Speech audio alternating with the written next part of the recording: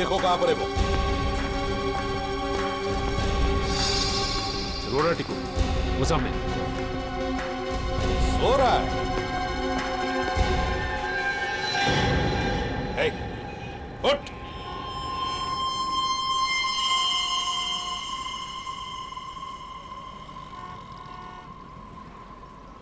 सांसें तो बंद है इसकी, होंठ भी नीले पड़े हैं। कहीं इसे किसी ने जहर तो नहीं दिया?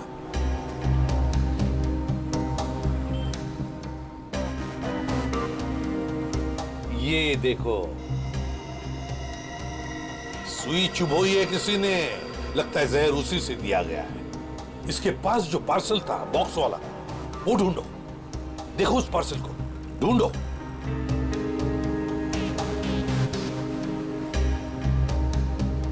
सर पार्सल तो कहीं नहीं है, लगता है वही आदमी लेके फरार हो गया। देखिए, हम लोग सीआईडी से हैं। इस आदमी की मौत हुई है, शायद इसका खून हुआ है। हम जानना चाहते हैं कि इसकी इस बगल वाली सीट पर कौन बैठा था। कोई बता सकता है? कोई जानता है? वो तो सर इस बस स्टॉप पे उतर गया। आदमी यहीं पर उतर गया, इस स्टॉप पर?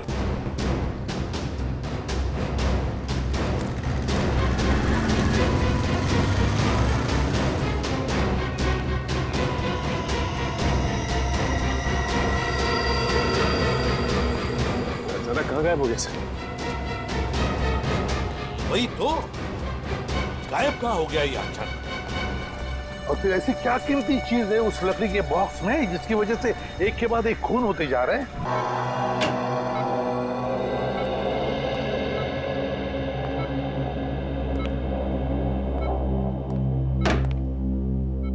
श्रेया, श्रेया तुम घर जाओ, मैं दया सर के पास रुकती हूँ। नहीं पूर्वी, मैं यहीं रहूंगी। श्रेया, एसीपी सर का ऑर्डर है, तुम जाओ। और तुमने कुछ खाया? हाँ, मैंने खा लिया। श्रेया, क्या हुआ? मैं ठीक हूँ, बस थोड़ी थकावट हो रही है।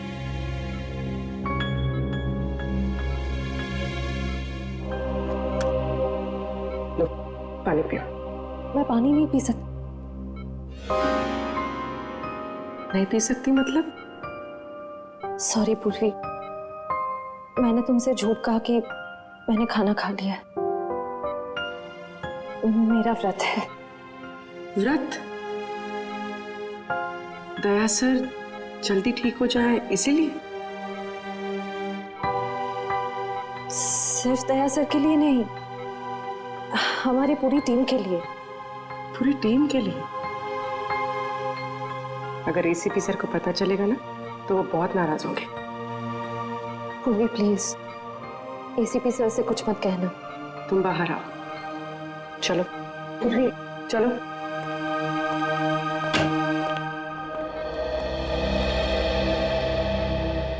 श्रेया,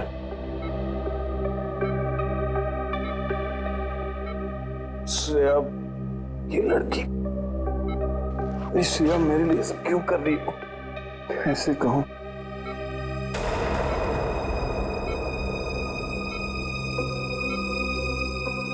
ये यहाँ कैसे?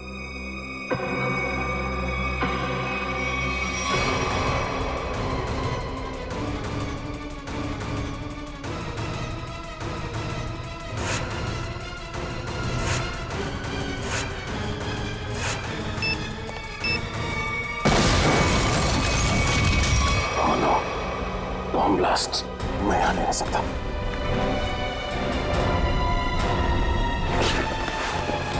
श्रेया, श्रेया, श्रेया,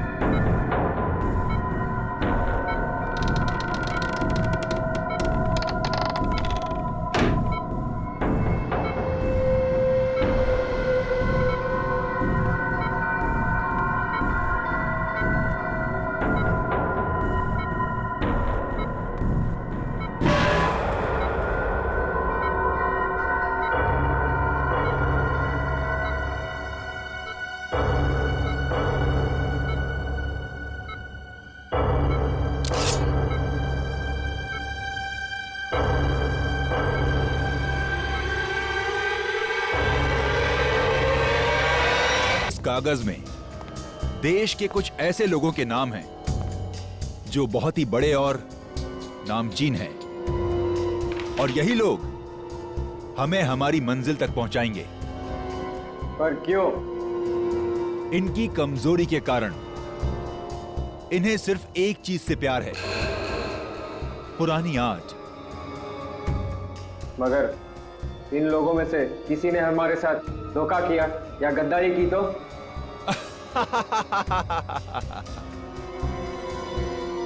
तो हमारे वो साथी किस दिन काम आएंगे जो हमारे लिए जान भी दे सकते हैं।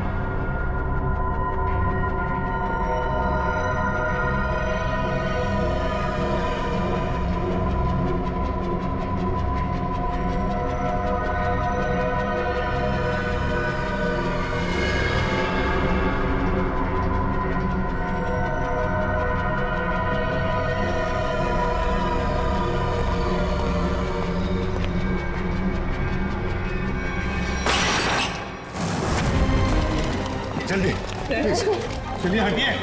कुछ नहीं होगा तुम्हें भैया, कुछ नहीं होगा। हट जाओ प्लीज साइड, प्लीज साइड। आप सब यही रुकिए। डॉक्टर साहब, क्या लगता है आपको? मतलब हम तो बहुत निकल गए, लेकिन क्या कुछ होना नहीं चाहिए सर उसे? Mister Vijay, please have patience.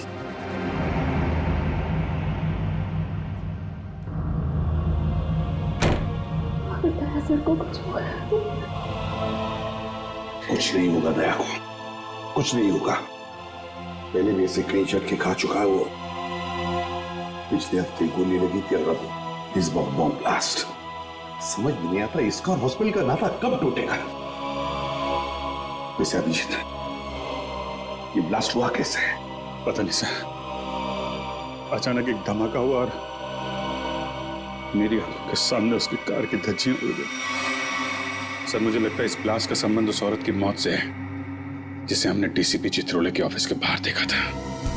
Chitrole साहब के साथ मीटिंग के बाद दिमाग घूम जाता है। हाँ सर, काम की बात में भी ऐसे टॉन्ट मारते हैं कि जी करता है कि इस्तीफा लिख के उनके मुंह पे मार दो। हाँ ये बात तो है। जो भी हो, उनके ऑफिस की चाय बड़ी अच्छी है। अच्छा? नहीं, हमारे ऑफिस की भी अच्छी है। चाय का भी जो बनाती वो बात नहीं है।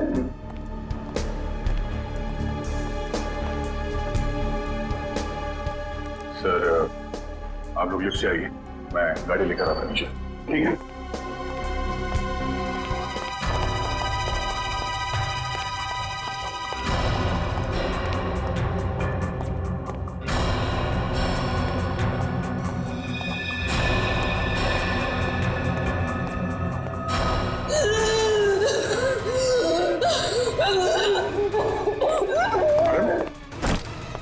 क्या हो रहा है आपको?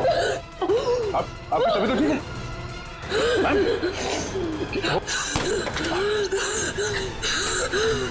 क्या हो क्या रहा है आपको? क्या उस बैग में आपकी दवाई है?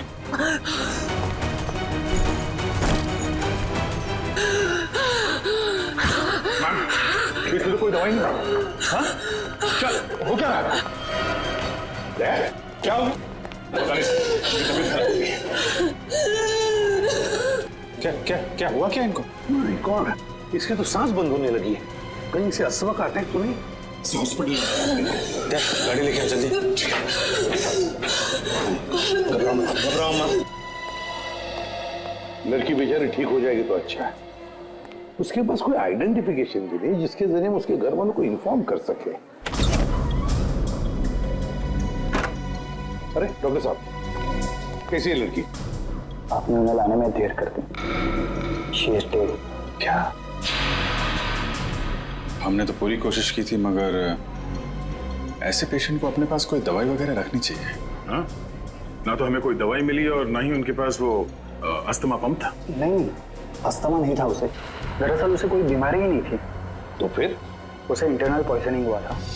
उसकी बॉडी में जहरीला केमिकल मिला था और इसी वजह से उसकी मौत हुई थी। इंटरनल पॉइजनिंग, जहरीला केमिकल? कहीं खून का मामला तो नहीं? दया की इस हालत की जिम्मेदार वही लड़की है सर। पर सर, वो लड़की तो मर चुकी है, फिर दया सर की हालत की जिम्मेदार वो कैसे?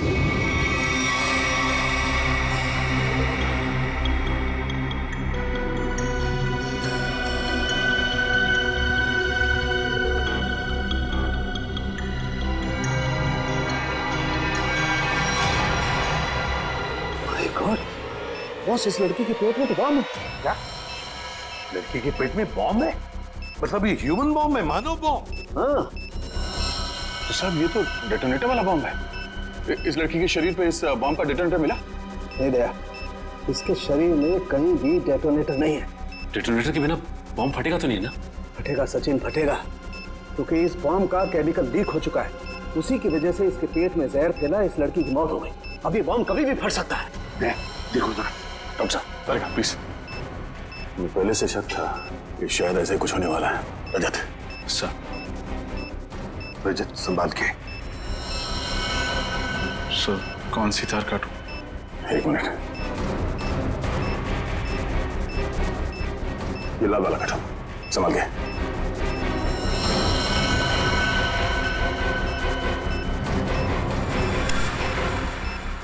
ओह नो सर, वायर काटने के बाद भी बॉम्ब डिफ्यूज नहीं हुआ। माय गॉड, निखिल जल्दी से बॉक्स लेकर आओ, bomb proof box.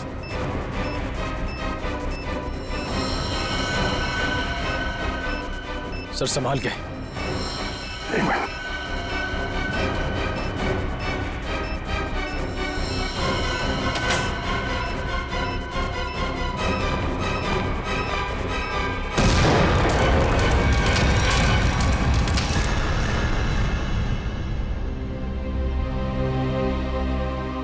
Thank God, सही वक्त पर इस मुसीबत से हम बच गए। अब समझ में आ रहा सर, कोई भी इस लड़की को पहचानने के लिए सामने क्यों नहीं आ रहा था। ये लड़की कोई मामूली लड़की नहीं है सर, एक मानव बॉम्ब थी। इसका न जाने क्या मिशन था। दया, जिसने भी ये मानव बॉम्ब बनाया उसका मिशन पूरा नहीं हुआ है। हमने नाकाम कर दिया उसे उसके मिशन में, लेकिन ये फिर से बॉम्ब बनवाएगा, दूसरा बॉम्ब बनवाएगा। सर ये मिशन है कौन? इसका तभी पता चलेगा जब हमें ये पता चलेगा कि ये लड़की कौन थी। हाँ सचिन बताओ। अच्छा, लेकिन ठीक से पता किया तुमने?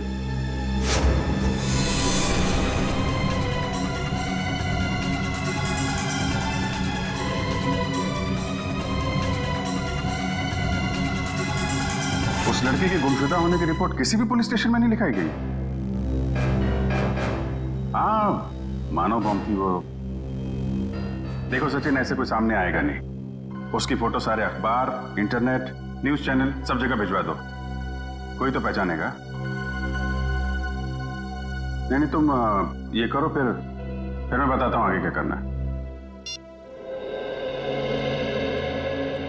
क्या भाई, आइस टी पीनी थी क्या? हाँ, गरम चाय को बर्फ जैसा ठंडा कर रहे हो यार, पहले बता देते। अब कुछ सोच रहा था। हाँ? क्या सोच रहा? मुझे लगता है कि वो लड़की मुझसे कुछ कहना चाहती थी। कहना चाहती थी? क्या कहना चाहती थी? पता नहीं यार, वो बार बार अपने बैग की तरफ इशारा कर रही थी। मुझे लगा कि शायद बैग में उसकी दवाइयां होंगी। दया, लेकिन वो बीमार कहाँ थी? उसकी मौत तो बॉम्ब के जहर से हुई है ना? वही तो। अगर उसके बैग में उसकी दवाइयां नहीं थी तो फिर वो बार बार बैग की तरफ इशारा क्यों कर रही थी? हो सकता है बैग में उसके गैंग के बारे में कोई इंफॉर्मेशन हो। वो बैग है ना तुम्हारे पास? हाँ, गाड़ी में। चलो लेके आते हैं।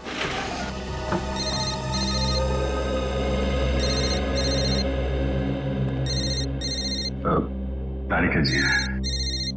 ठीक है, बात कर लो, मैं बैग लेके आता हूँ। हेलो। हाँ तारिका जी।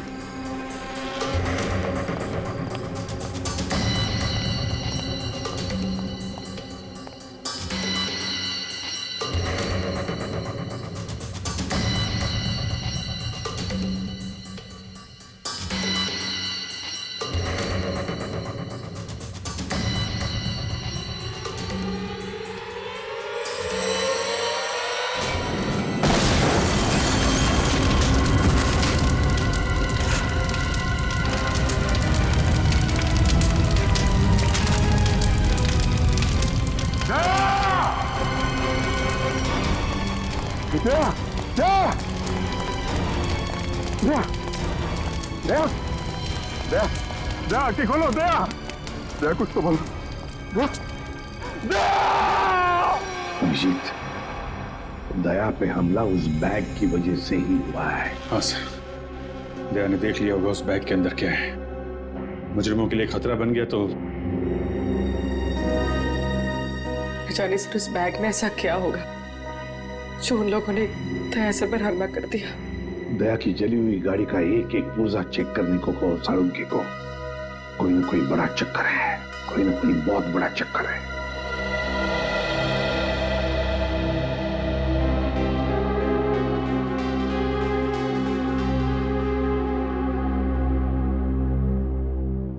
डॉक्टर साहब कैसे थे? अब चुप क्यों है डॉक्टर साहब? बताइए ना, दया कैसा है? डॉक्टर साहब क्या हुआ दया सर को? वो ठीक तो हो जाएंगे ना? अब कुछ बोलिए सर।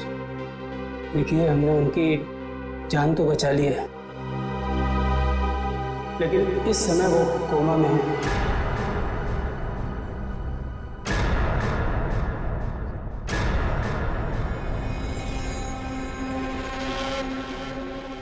और उन्हें कब होश आएगा ये कहना बहुत मुश्किल है। होश कब तक आएगा का क्या मतलब है डॉक्टर साहब? हाँ, क्या मतलब है? क्या कहना चाहते हैं? देखिए, ऐसे केसेस में कभी कभी पेशेंट को 1-2 दिन में भी होश आ जाता है और कभी कभी सालों लग जाते हैं।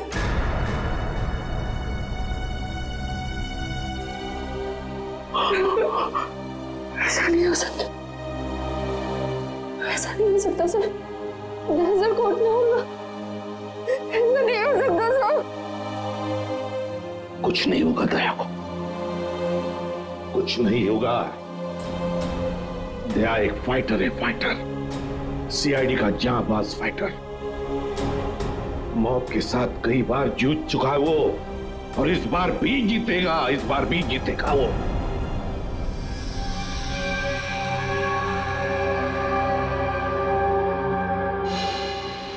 हमारा अंदाजा सही निकला सर। दया की कार में जिस बॉम्ब का इस्तेमाल किया गया था वो ऑक्सीडाइजिंग सॉल्ट से बना था। काफी हल्का बॉम्ब था।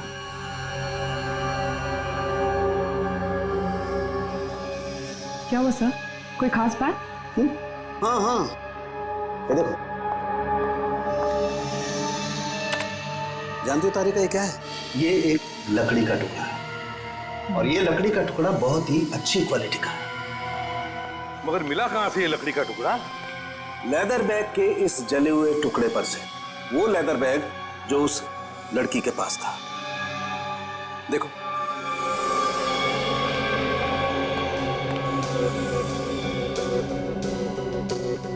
या साळुंखे, काफी पॉलिश लगता है ये लकड़ी का टुकड़ा। हाँ बॉस, और ऐसी पॉलिश किसी अच्छी वार्निश से ही आ सकती है। वार्निश से? ओह, अच्छा, और बॉम्ब के बारे में और क्या पता चला? सर वो ठीक वैसा ही बॉम्ब था जैसे कि उस लड़की के शरीर में मिला था। लो इंटेंसिटी का ऑक्सीडाइजिंग सॉल्ट से बना। Oxidising salts. लगता है ये मुजरिम इस तरह के बॉम्ब्स बनाने में एक्सपर्ट है। सर एक बार वो मुजरिम हमारे हाथ लग जाए तो जो उसने दया सर के साथ किया है मैं उसका पूरा हिसाब लूंगा सर। दया को पता चल गया था कि उस लड़की के पर्स में क्या है, इसलिए वो लोग डर गए कि ये बात हमें भी पता चल जाएगी दया के जरिए, इसीलिए ये सब हुआ है। बस दया अब कैसा है? लड़ रहा है, दया लड़ रहा है साळुंखे, लेकिन मुझे पूरा यकीन है कि जीत जाएगा दया, जीत जाएगा।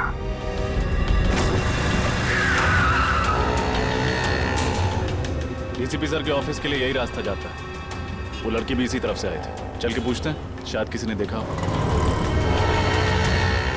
भाई साहब, आपने इस लड़की को यहाँ देखा? नहीं, मैंने तो नहीं देखा। भाई साहब, आपने इस लड़की को कहीं देखा?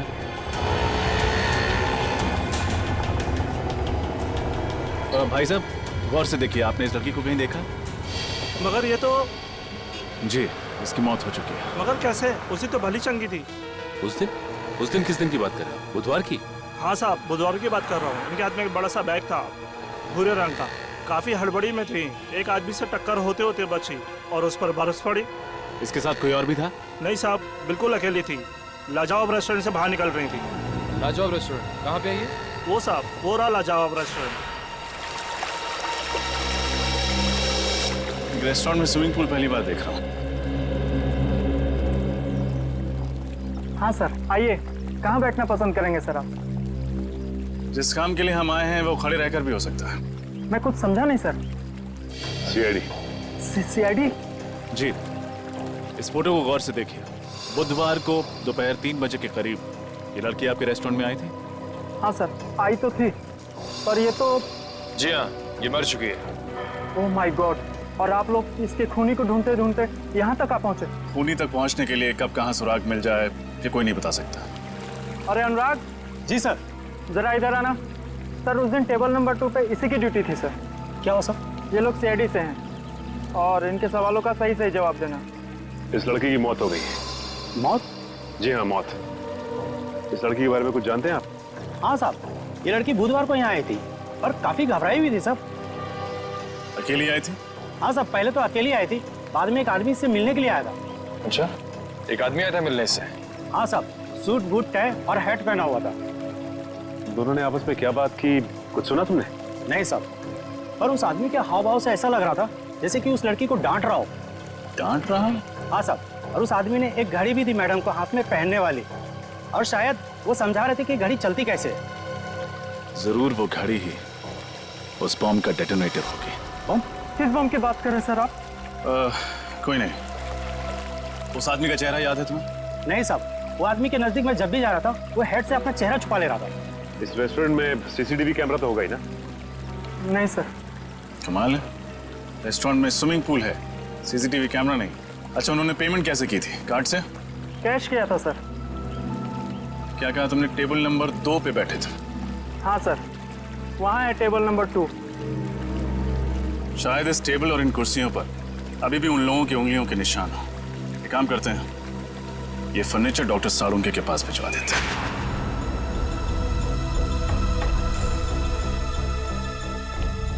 सर, इन कुर्सियों और इस टेबल पर सैकड़ों इंसानों की उंगलियों के निशान होंगे, फिर उस आदमी और उस लड़की की उंगलियों के निशान कौन से होंगे ये कैसे पता चलेगा सर? क्यों नहीं पता चलेगा निखिल, जरूर पता चलेगा। तो बॉम्ब बनाने वाला आतंकवादी है, उसके उंगलियों के निशान तो हमारे क्रिमिनल डाटाबेस में होंगे ही, अभी पता चल जाएगा। सर, हॉस्पिटल से वो घड़ी मिल गई है, इसे शायद बॉम्ब को डेटोनेट करने के लिए इस्तेमाल किया गया था। काफी महंगी घड़ी लगती है ये। साळुंखे, हाँ आजा, देख इस घड़ी को।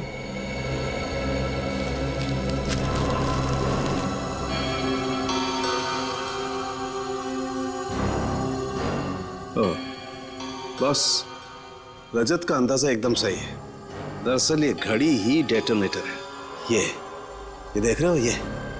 हाँ, ये तो घड़ी का पुर्जा लगता नहीं, क्योंकि पूरी घड़ी स्टील की है और ये सिर्फ ये चाबी पीतल की।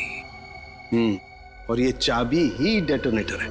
माय गॉड, सर पहले इस आदमी ने उस लड़की को मानव बॉम्ब बनाया, फिर दया सर पे हमला किया। अब न जाने ये अगला बॉम्ब कहाँ रखने वाला है। सचिन, अगला बॉम्ब प्लान करने से पहले ये तीतर हमारे पिंजरे में होना चाहिए। सर, हाँ सर एक मैच मिला है उंगलियों के निशान का। कौन है? तो नाम तो नहीं लिखा है और फोटो भी नहीं है, लेकिन बस ये पता चला है कि पिछले 2 सालों में ये 5 बॉम्ब ब्लास्ट कर चुका है आदमी, देश के अलग अलग हिस्सों में। अच्छा, पिछले 2 सालों में 5 बॉम्ब ब्लास्ट कर चुका है ये, और अब 6ठा ब्लास्ट करने जा रहा है। अब ना कोई बॉम्ब ब्लास्ट होने देंगे हम, किसी भी मासूम की जान नहीं जाएगी। अब ये घड़ी, ये डेटोनेटर ही हमें ले जाएगी उसके पास, उस आतंकवादी के पास। सर वो घड़ी गगन नाम के एक आदमी की है जो विहार नगर में रहता है। विहार नगर? तो फिर चलो उसके घर। आप लोग हैं कौन? देखिए, हम लोग सीआईडी से हैं। सीआईडी से? जी हाँ, सीआईडी से। गगन घर में है। ये लोग कौन है माँ? बेटा ये लोग सीआईडी से आए हैं, तुमसे मिलना चाहते हैं। देखो गगन, हमारे सवालों का हमें सही सही जवाब चाहिए, सही सही जवाब, समझे? क्या काम करते हो? वो ज्वाला रोड पे पाव भाजी का बागड़ा है साहब मेरा। कितने पैसे कमा लेते हो महीने में? यही कोई 6-7 हजार रुपये महीना। 6-7 हजार रुपया महीना? सुन लिया माँ जी, आपका बेटा महीना 6-7 हजार रुपये कमाता है, मगर घड़ी खरीदता है 1.5 लाख रुपये की। 1.5 लाख? हाँ, 1.5 लाख की घड़ी है ना। किस घड़ी की बात कर रहे हैं आप लोग? इस घड़ी की, इस घड़ी की बात कर रहे हैं, समझे? क्यों गगन, कुछ याद आ रहा है इस घड़ी को देखकर? लेकिन आप ये सारे सवालात मेरे बेटे से क्यों पूछ रहे हैं? क्योंकि ये कोई मामूली घड़ी नहीं माँ जी, कोई खास घड़ी है ये, खास घड़ी। एक बॉम्ब का डेटोनेटर है। बॉम्ब? जी हाँ, बॉम्ब। इस पर ये जो चाबी है ना, उसके दबाने से बॉम्ब ब्लास्ट हो सकता है। क्यों गगन? माँ जी, आपका बेटा गगन गलत लोगों से मिला हुआ है। ये झूठ है माँ, ये घड़ी तो मैं किसी और के लिए खरीदता था। वो एक घड़ी खरीदने पे मुझे 20,000 रुपये देता था, मगर मुझे नहीं मालूम था वो इन घड़ी का इस्तेमाल गलत काम के लिए करते हैं। तो अपना दिमाग लगाना चाहिए था। कोई एक घड़ी खरीदने के लिए तुम्हें 20,000 रुपए क्यों देगा? साहब मेरा बेटा निर्दोष है, आप इसे माफ कर दीजिए। गगन निर्दोष है या नहीं ये तो पता चल ही जाएगा, लेकिन बताओ ये लोग कैसे मिले तुम्हें? वो लोग मेरी दुकान पे पाव भाजी खाने आए थे साहब। उन लोगों ने कहा क्या मैं काम करना चाहता हूँ। मैंने सोचा इसी बहाने में कुछ पैसे कमा लूंगा साहब। अभी कहाँ मिलेंगे?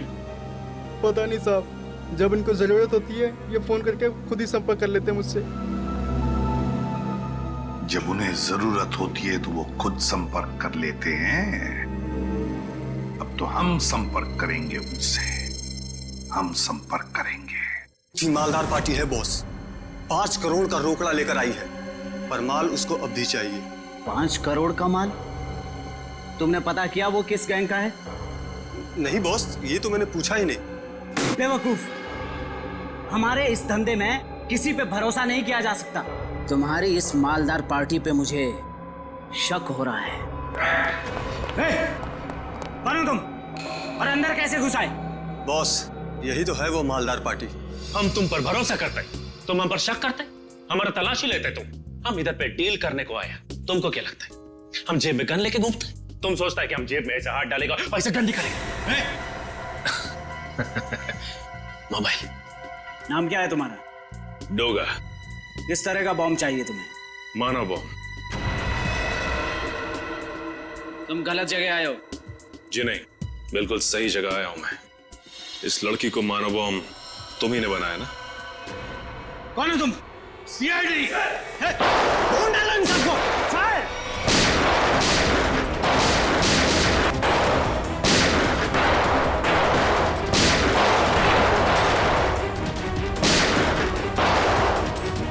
बॉस, लेकिन पकड़ो उसे, छोड़ो मत।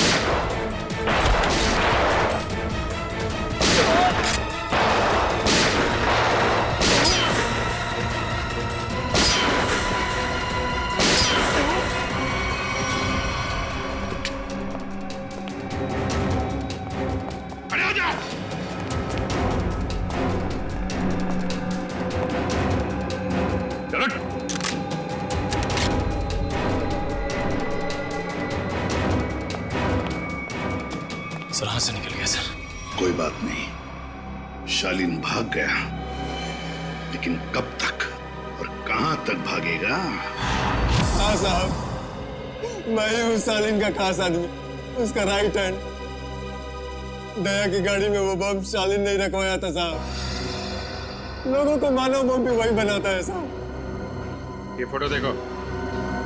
क्या जानते हो उस लड़की के बारे में तुम? ये सारा लेक के पास वाले घर में रहती थी साहब, बस इसके अलावा मुझे कुछ नहीं पता साहब। सारा लेक के पास वाला घर, जाना पड़ेगा वहां पे। ठीक कहिए। घर के मालिक से मिलना चाहते हैं, तो उनसे कि सीआईडी आई है। जी आइए। साहब, सीआईडी वाले आए हैं। सीआईडी?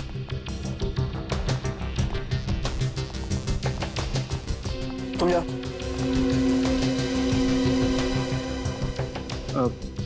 जी कहिए। अब तरन है इस घर के मालिक? जी नहीं, मैं सुकेतु हूँ। तरन जी तो ऑस्ट्रेलिया में रहते हैं, मैं इस घर की देखभाल करता हूँ। और ये बाकी के लोग कौन हैं? ये सारे किराएदार हैं। ये दोनों कॉलेज में पढ़ते हैं और ये तीनों कॉल सेंटर में काम करते हैं। मतलब 5 लोग, लेकिन हमने तो सुना था कि यहाँ पर 6 किराएदार हैं। तो छठा किराएदार कहाँ है? कहीं दिख नहीं रहा है। सर, शायद आपने गलत सुना होगा। सुकेतु जी को मिलाकर हम यहाँ 6 लोग ही रहते हैं। अच्छा, हमने गलत सुना। क्या नाम है आपका? मोना सर। तो फिर मोना जी ध्यान से सुनिए, सीआईडी कभी गलत नहीं सुनती, समझे आप? छठी किराएदार ये है, नाम कोयल। कुछ याद आया? ये तो हाँ, मर चुकी है ये। मगर कैसे? इसका जवाब तुम लोग दोगे। बताओ, कोयल एक मानव बम क्यों बनी?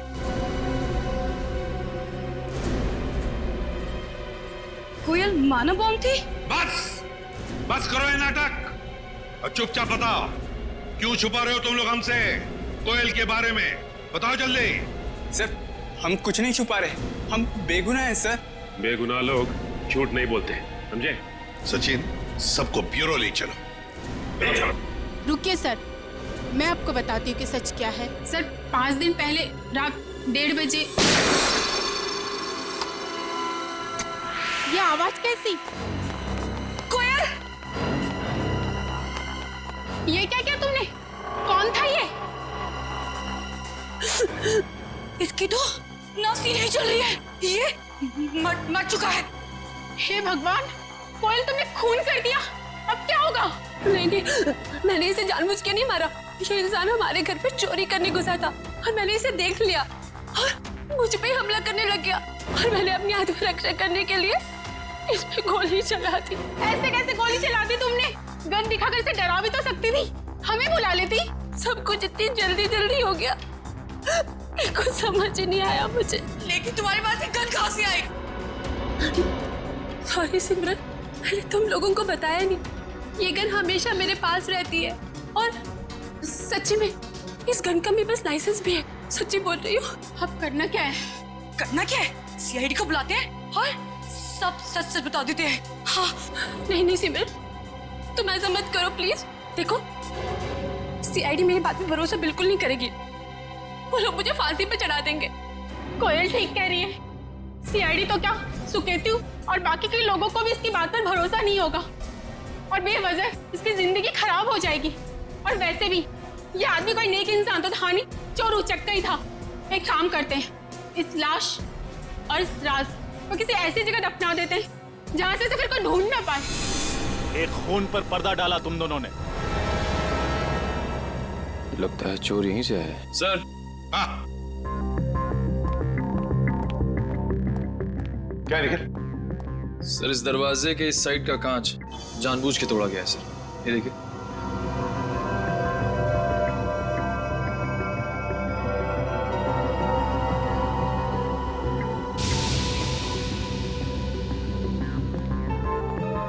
क्यों?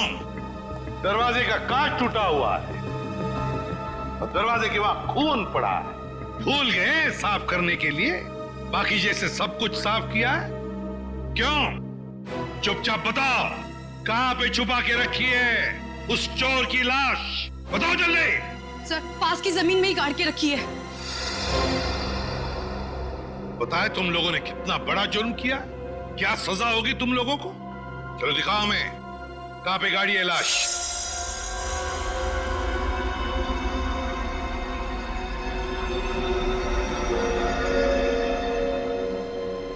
सालू क्या क्या चलाया तूने यार? कब से हम पूछ रहे हैं कि क्या पता चला, क्या पता चला? यार तू बताने को तैयार ही नहीं है कि कुछ पता चला क्या नहीं। हम तो दया की तबीयत को लेकर परेशान है और फिर तू इस तरह से बर्ताव कर रहा है। अरे यार, दया की चिंता मुझे भी है, इसीलिए इस केस में मैं हर एविडेंस की इतनी बारीकी से जांच करना चाहता हूं ताकि मुझसे कहीं कोई गलती की गुंजाइश ही न रहे। और तू फिर बता ना, कोयल ने जो इस चोर को मारा उसकी लाश से तुझे क्या पता चला? बता। पता ये चला है बॉस, इस चोर को कोयल ने नहीं मारा। क्या?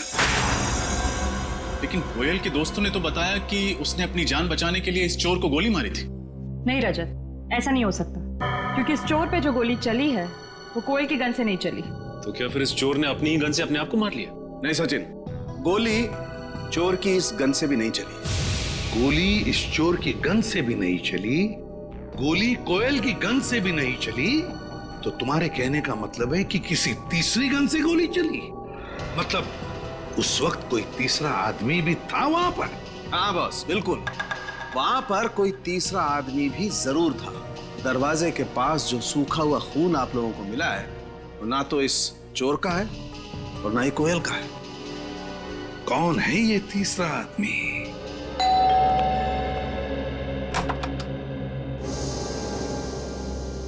आप लोग सीआईडी से हैं ना?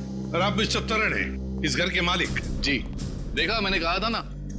आपकी फ्लाइट कैसे रही? कोई तकलीफ तो नहीं हुई? जी नहीं सर, फ्लाइट में कोई तकलीफ नहीं हुई, और यहाँ आकर जो कुछ भी सुना उसे सुनकर तकलीफ बहुत हुई। सुकेतु को किराएदार रखने से पहले सावधानी बरतनी चाहिए थी, पर उसने ऐसा नहीं किया।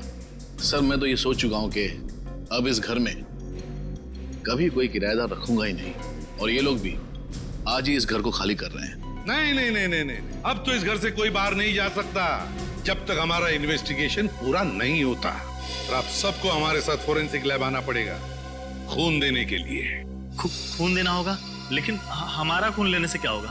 आपके खून से पता चलेगा कि उस दरवाजे के वहां जो हमें खून मिला है वो किसका है, क्योंकि वो खून ना तो कोयल का है और ना उस चोर का।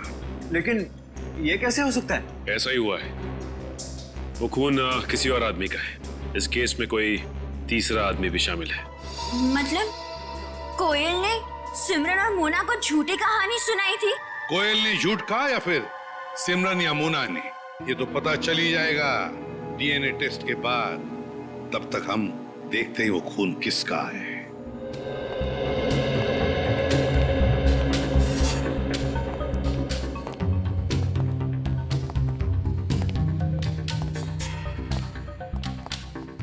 देखो अच्छी तरह से देखो, कुछ न कुछ तो हमारी नजरों से छूटा है पिछली बार। इस बार मिलना चाहिए कोई न कोई सुराग।